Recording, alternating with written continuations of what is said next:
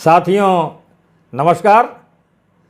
समुद्र मंथन हिंदू धर्म में एक प्रमुख पौराणिक घटना है।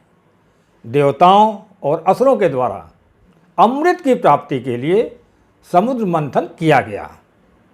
इस समुद्र मंथन के दौरान अनेक दिव्य वस्तुएं, दिव्य रत्न निकले।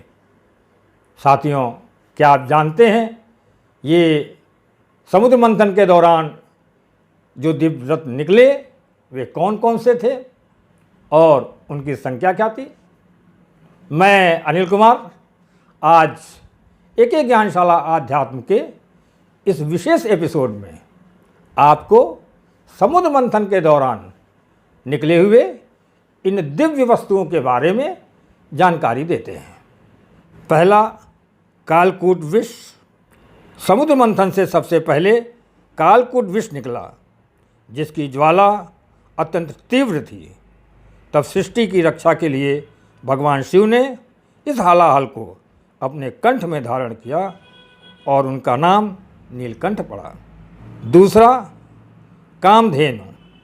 यह दिव्य गाय थी जो मनचाही वस्तुएं प्रदान करती थीं। इसे ऋषियों को दे दिया गया।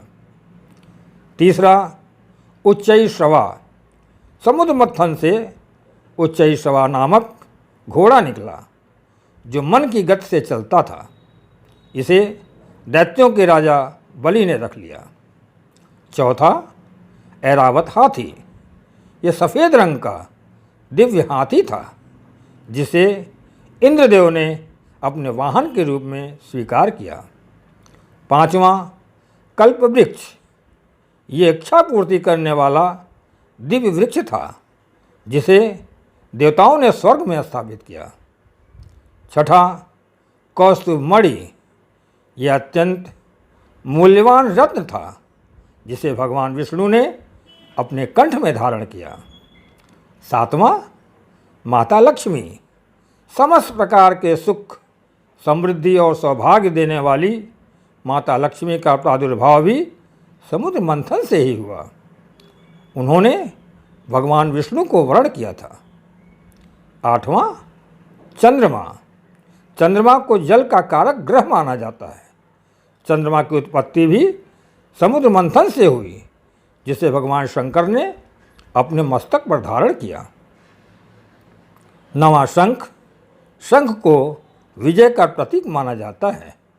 हिंदू धर्म में शंख का बहुत महत्व है। दसवां, अप्सरा। समुद्र मंथन से अप्सराएं निकली जो अत्यंत सुंदर और मनभावन थीं।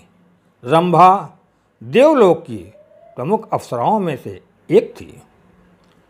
11वां, वारुणी। ये एक प्रकार की मदिरा थी जिसे दानवों ने रख लिया। 12वां, पारिजात। पारिजात या हर श्रृंगार को स्वर्ग का फूल भी कहा जाता है। यह भी समुद्र मंथन से निकला था। भगवान शिव को इसके फूल अत्यंत प्रिय हैं। 13वां, भगवान धन्वंतरी। धन्वंतरी देवताओं के चिकित्सक थे और उन्हें आयुर्वेद का जनक भी माना जाता है। और 14वां, अमृत। धन्वंतरी देव अपने हाथों में अमृत लिए हुए समुद्र से प्रकट हुए। अमृत प्रदान करने के साथ साथ अमृत में सभी प्रकार के रोग और शोक का नाश करने की क्षमता भी थी। साथियों, मुझे आशा है कि आपको समुद्र मंथन के दौरान ये 14 दिव्य वस्तुएं जो निकली उसकी पूरी जानकारी आपको हो गई होगी। फिर भी यदि कोई शंका या और जानकारी प्राप्त करनी हो, कमेंट बॉक्स में आप हमें अवश्य सूचित करें। आज बस यहीं तक। आपसे जल्द मिलते हैं एक नए एपिसोड के साथ।